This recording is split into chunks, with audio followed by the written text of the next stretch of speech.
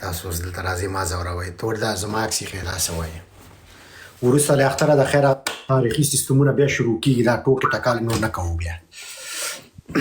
سلامونه السلام علیکم په خیر راغلی سلام ورور جوړ کړی ولایت مې باور نه و چې محبتي کې خدای مې افشان واچاو که نه او ولایت باور مې ونه دا ما باندې دغه ټول ګران دي خو خبره دا ده چې دا پېژندل کېږي نه زه چې کوم لنډغر یا ګلخان پکې نه وي کنځا راته ونیږي که نه زه دا ټول راجګوم هېڅوک هم درته کنځل نه شي کوی داسې آرمي نه لرې چې تا ته څوک کنځل وکړي نور جوړ یې انشاءالله صحت مو ښه دی شکر الحمدلله بس جوړ تیار یم ولا ډېرې ښې خبرې دې وکړې او دغه واقعیتونه په سترګو موږ لیدلي وو په خدای نه ده له دې د هېڅوک انکار نه کوي دا ټول واقعیت وو او څوک چې واقعیت ونه وایي هغه د خدای تباه و برباد کړي آمین قربان شم سام وروره باعزته اوسې یار سلامات اوسې کامیابه اوسې مخکې له مخکې د اختر مبارکي م درته وایم او خدای پاک دې د افغانستان دښمنان تباه و برباد سره له جاسوسانو داخلي او خارجي آمین آمین آمین او یو شی تاسو ته وایم چې د افغانستان دښمنان ذلیله شول ځکه دغه افغانان ډېر وځورېدل ډېرې خیراوې وکړې ډېر ویرې وکړه پروردګار ته ډېر هغه شول مظلومه شول دی دوی داسې ذلیله شوي دي دغه د افغانستان هر حکومت ګوره زه د غلم پېژنم ډاکوان هم پېژنم قاتلان هم پېژنم خرڅ شوي انسانان هم پېژنم دغه هر یو چې ګورم د خدای په فضل باندې هم شرمېدلی مختوری ذلیل بې ارزښته دا ټول د خدای کارونه دي او دغه د افغانانو هزار دوی وهلي دي اوس دغه قرار ته ګوره دومره ذلیله سوی ده د ورځې کم از کم 10,000 نفر د دې ناموس ته کنځا کوي دا ضلالت ده کم از کم 10,000 نفر د دې هغه مړې لور ته کنځا کوي دا ضلالت ده همدغه اوس وګوره د اروپا غوندې جي کې دغه مجي قرار ناسته ښکلې پارکونه سته ښکلې دوکانونه سته ښکلې ځایان سته ښکلې سیندونه سته ښکلې ژوند سته امکانات سته خو دغه ټولو نه پروردګار محرومه کړی ده د یو کوټې په منځ کې لکه سپي غوندې پروت ده همداسې غاپي دا د خدای ضلالت ده چې دې ذلیله کړي دي که نه د ده څخه د نور ګوره ټول شیانو نه محرومه کړی دا ښایسته ښایسته ګلان دا ښایسته ښایسته ژوند دا پیسې دا ښایسته ځایونه دغه ټولې نه محرومه کړی ده که نه مثال درته وایم دغه ضلالت ده همدغسې د ده ښځې ته په سلهاو انسانان کنځلې کوي دا د ده ضلالت ده په یوازې د دې څه راسي که ده واقعا دی په خدای ګران وای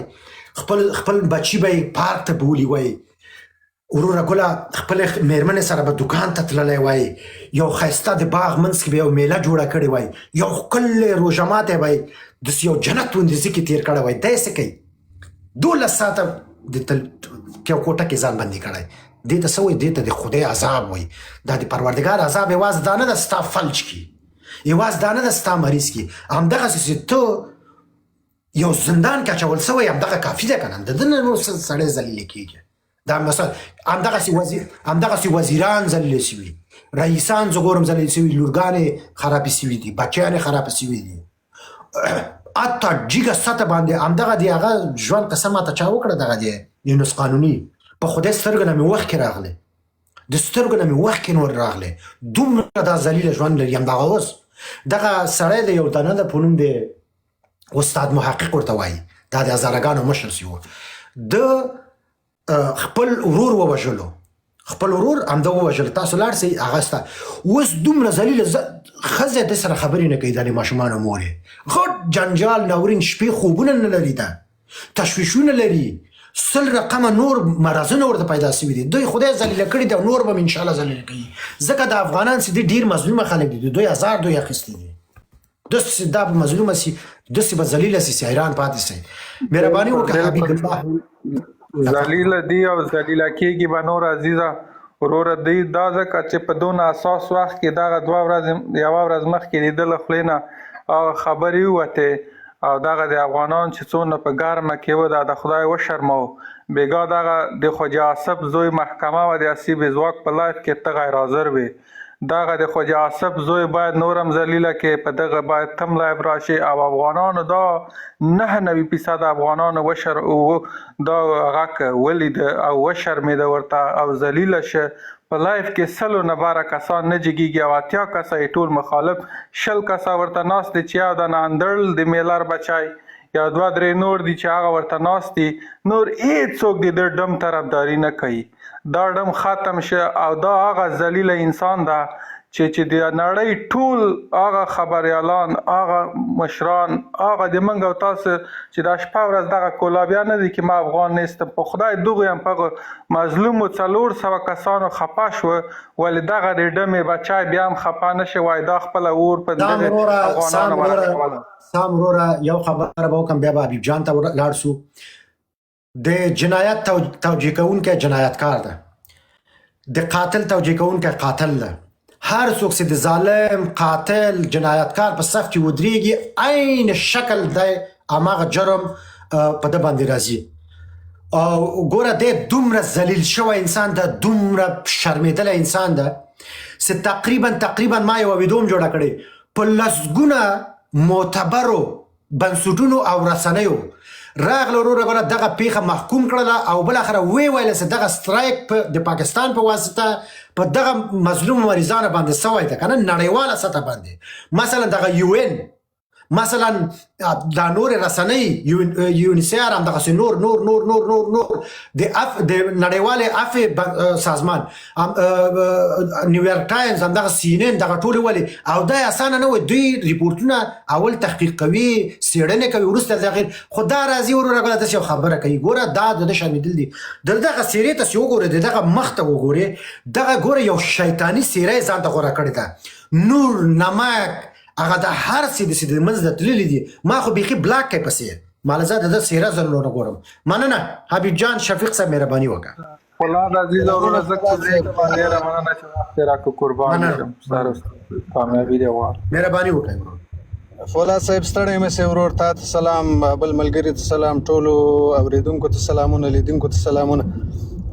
ټول ته د اختر مبارکي وایم. خدای پاک د دغه اختر د خوشحالۍ او د سوکالۍ او د امنیت اختر کې په ټولو مسلمانانو باندې خصوصا زموږ په افغان ملت باندې خبره داسې ده. فولاد صاحب موږ پښتو کې یو متل لرو، وایي خدای چې کله میږي ته په قهر سي بیا هغه ته وزر ورکوي. نو چې والوځي بیا چې د هر دیوال او د هرې ونې څخه ومشتی بس بیا هغه ماغه ځای. زه په دې 100% کې متیقنه یم چې خدای پاک و پاکستان ته په قهر سوی دی چې د زموږ سره ځان وهلی دی. انشاءالله د ده غاښونه به، دا تیره غاښونه به موږ راباسو او دی به پړ مخې غزاروو. او دغه کارونه چې دی کوي دا د دې دپاره دی ښه په پوهېږي. اوس دی وایي چې ما طالب وژلی، یا مې څوک وژلی، یا مې دولتي ځایونه بمبار کړي، یا مې څه کړي، یا مې څه کړي. دی ښه په خبر دی چې ما څوک بمباري کړي دي، قسم په الله تر موږ ښه په خبر دی. خو دی دا غواړي چې حبیب الله جانه زه یو لنډ شی تاسو ته وایم. ښه بلې زه په دغه رسنیو کې ډېر زیات وارده یم،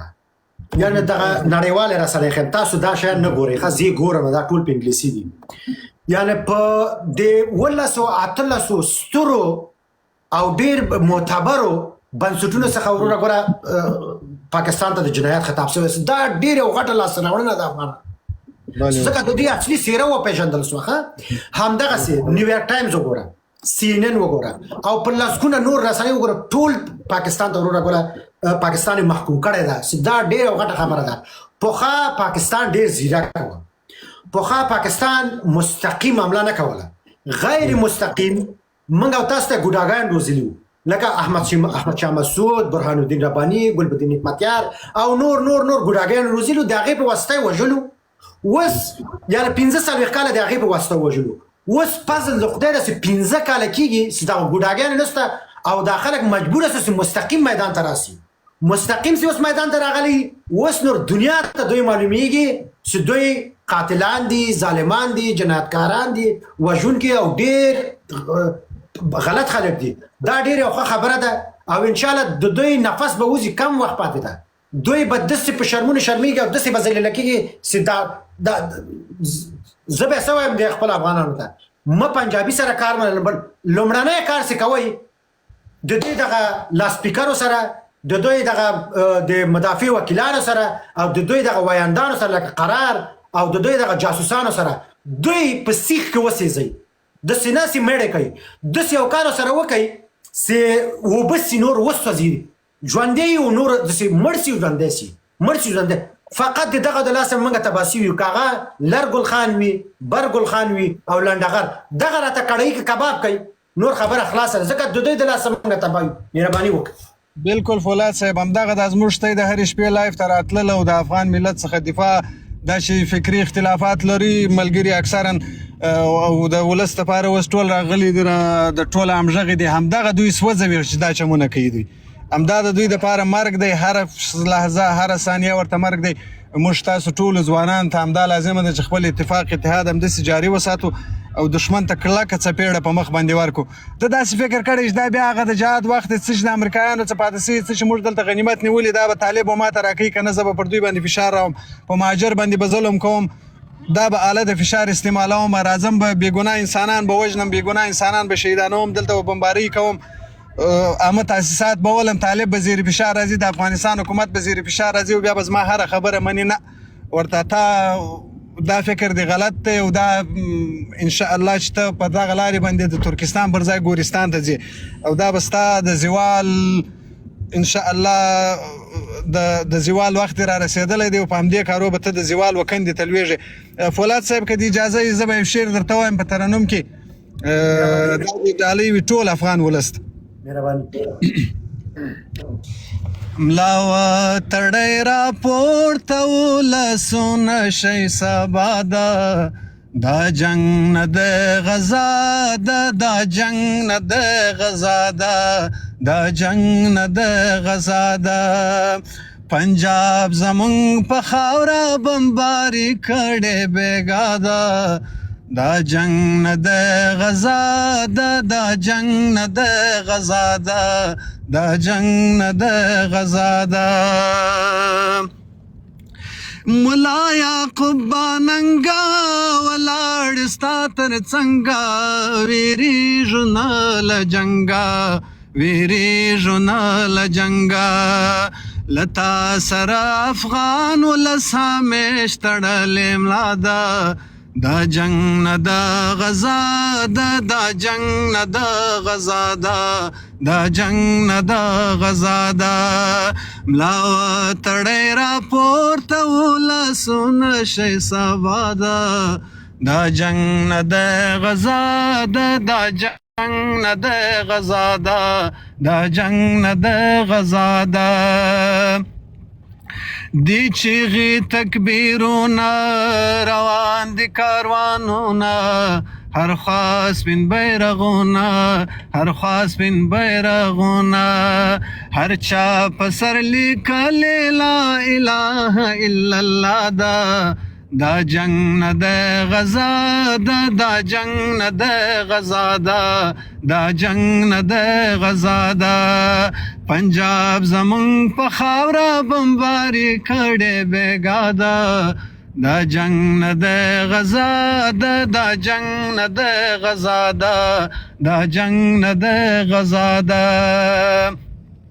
هر ځوان مو قهرمان دی غازی دی مسلمان دی پلاس کې قرآن دی پلاس کې قرآن دی پنجاب سره په څنګ کې اسرائیل او امریکا ده دا جنگ نه د غزا ده دا جنگ نه د غزا ده دا جنگ نه د غزا ده غزا ته ځو روان یو لماخي فدایان یو کمړه سو شهیدان یو کمړه سو شهیدان یو همیش مونږ بریالي یو ځکه مونږ سره الله ده دا جنگ نه د غزا ده دا جنگ نه د غزا ده دا جنگ نه د غزا ده پنجاب زمونږ په خاوره بمباري کړې بېګا ده دا جنگ نه د غزا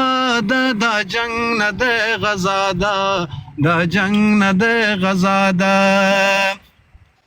پنجاب فتح کیږي پښتون سره یو کیږي اوس لار او بر پوهیږي اوس لار او بر پوهیږي چې ننګ په وطن وننګ کړو موږ دا لویه ګناه ده دا جنگ نه د غزا ده دا جنگ نه د غزا ده دا جنگ نه د غزا ده را کړی رب عزت تی قانون مو شریعت تی پټول جهان اوچت دی پټول جهان اوچت دی زمونږ رب خو پیدا کړی متقي ټوله دنیا ده دا جنگ نه دی غزا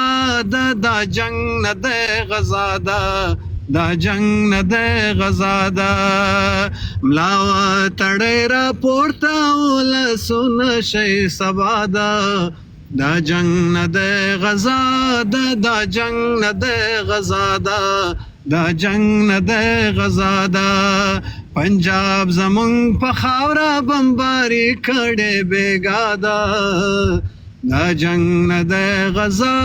ده دا جنگ نه دی غزا ده. ډېره مننه فولاد صاحب چې وخت مو راکوي. ماشاءالله ډېر ښکلی ترنم دې وویلې با عزته اوسې ډېر ښکلی اواز ماشاءالله ډېر با استعداده دی الله دې مه کموه خوشحاله اوسې ښکلی اختر ولرې په مخه قحطاني صاحب سلامونه په خیر راغلی. سلامونه و نیکی له فولاد صاحب محترمه د اخر د روزې د اول به د روزې مبارکي درته وایم او سبا ته له خیره سره وای د موږ وطن کې اختر د اختر مبارکي درته ډالۍ کومه افغانانو عزیزانو اختر مو بختور امیدوار رایم چې ډیر ښه اختر په مخ کې ولرئ او ښه سعید صفا او سولې په هغه کې تاسې د تجلیل کوي له خیره سره خدای دې د فقر و جنګ و بدبختي دې موږ له وطنه لرې لري. نو زه به خبرې خپلې د دغه ورور له د ښایسته ترنم نه شروع کړم. ډېرې ښه مصرو ته یې پکې اشاره وکړه خو دغه یو جای کې ویل وای چې د موږ شرعي نظام له ټولو دنیا نه برتر ده. دا خو واقعیت لري چې شرعي نظام دا د الله تعالی له خوا نه د واقعا برترینه نظام ده خو دغه ننني شرایطو سره وروره دا برابري په دې نه لري. ګوره که دغه موږ تاسې ته عصري علومو ته اجازه ورکړو د ښځو زده کړو ته اجازه ورکړو پاکستان غوندې موږ هم کولی سو وروره چې یو طیاره ولرو یو بلاستیک ولرو بل ولرو او که دغه بیا سل په سله تاسې کوم تاکید چې کوئ که داسې وروره بیا د هغه په طیاره ولي ته څو پیاده ورسېږې پوه شولې هغه لاس کاره ته ایتا پایتخت وهي دغه ته باید تاسې متوجه واوسېږئ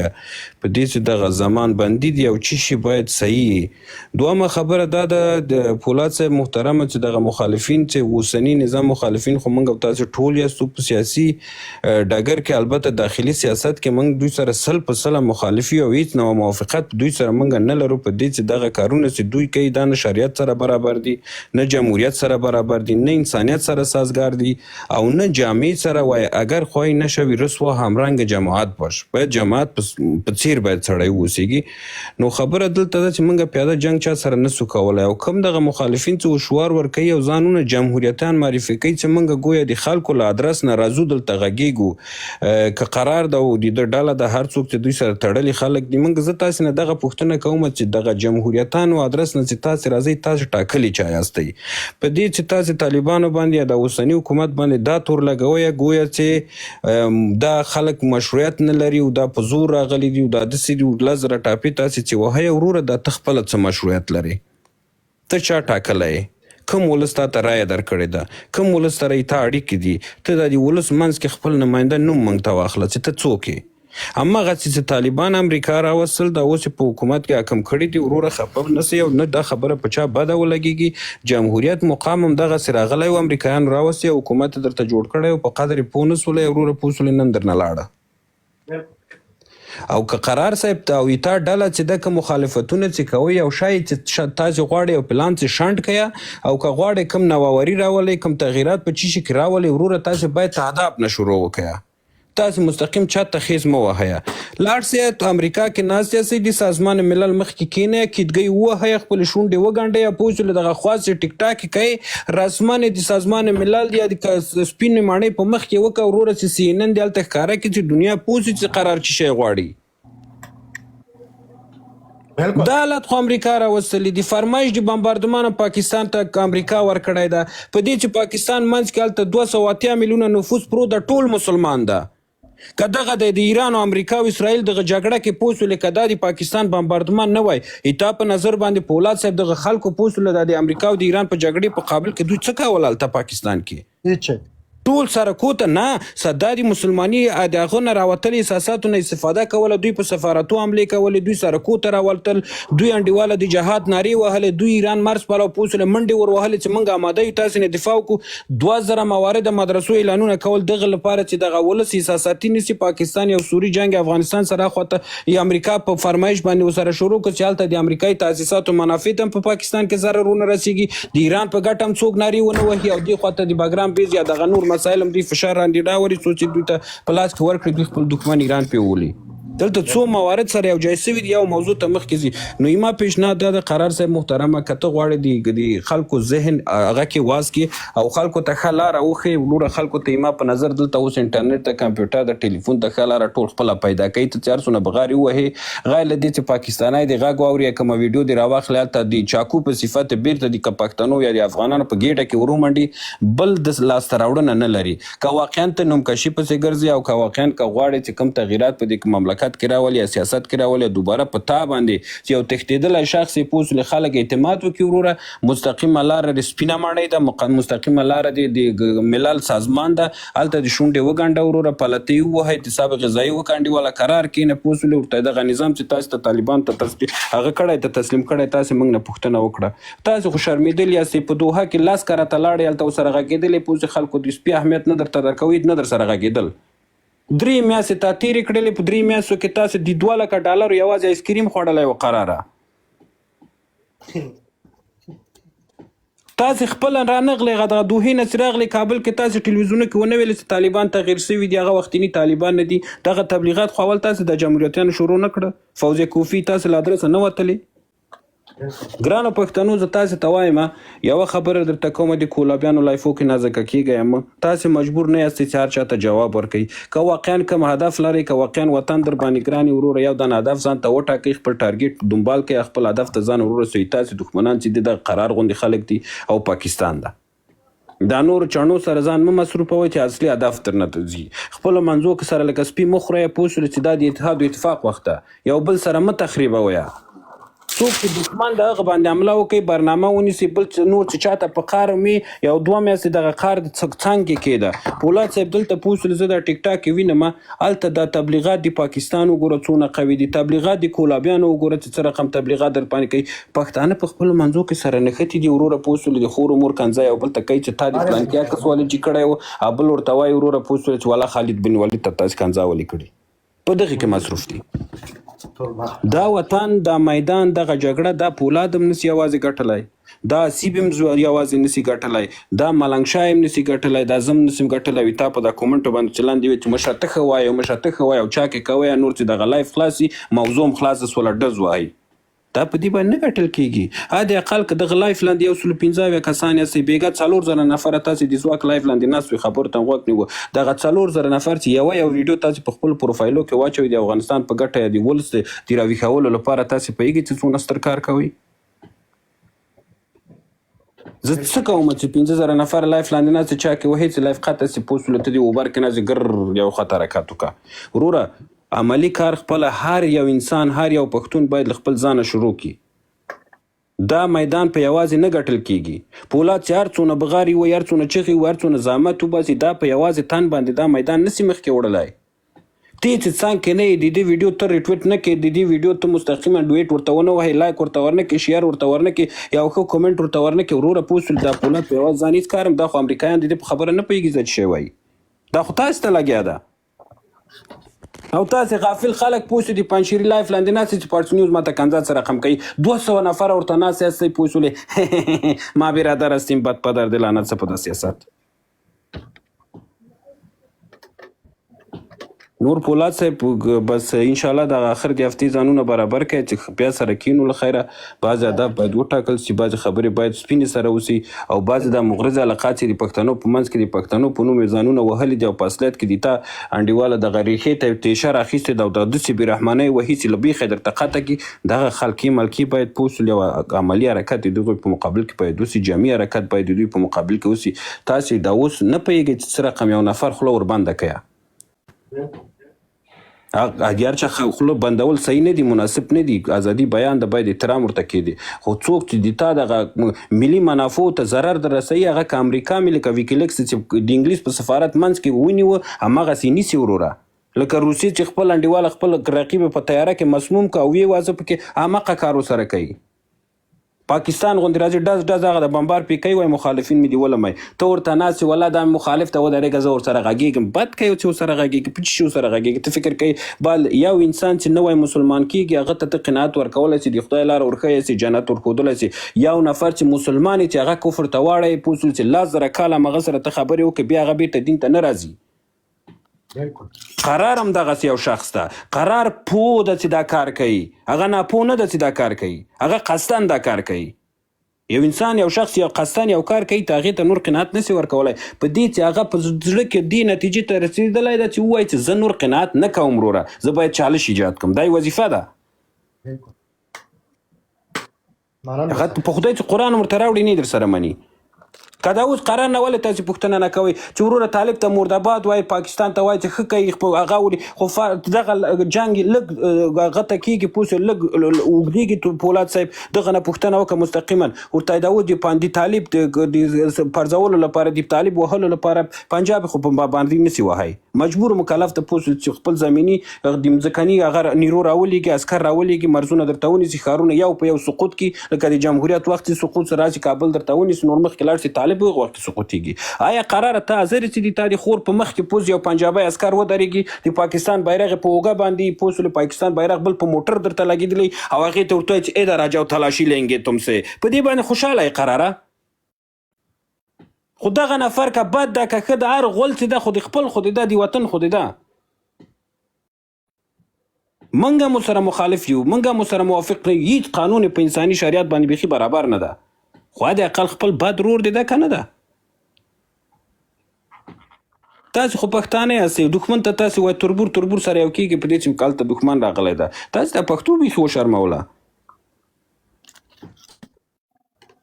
ټول یو رقم نه پوهېږم بیخي در کې بخار نشته، زیات زړونه هم درته تنګ دي. پولاد صاحب ګروپ را جوړه کړئ، دغه ته 15,000 یو کې ناست دي، 400 بل کې ناست دي، 500 یو ګروپ را جوړ کړئ، یو 300 نفره پوسې مستقیما ریپورټ ته اماده کړئ چې دا راغی په دا خولې ورو چې ټیک ټاک نه ورکسي. نور دغه لاره د بله لاره نشته پولاد صاحب. که تاسې ته بیا اخر د هفتې پورې کومه بله لاره مخکې درغله یا غواړئ دوی هر څونه چې دوی سره بحث وکړئ فولاد صاحب مغونه ته خپله مشروعیت ورته ورکوئ. بالکل خبره دوی سره غږېدل بیخي فایده نه لري. 400-500 نفره یو ځای یو ګروپ ټلګرام کې را جوړ کړي انډیواله پوه شو چې یو دفعې د 100 نفره پرې ورننوځي لایف ورته ووهي ولاکه نور په زربین کې ووینئ. څو نفره دي؟ 3 نفره. یو هغه قمر زمان د څه بلا ده، یو هم دغه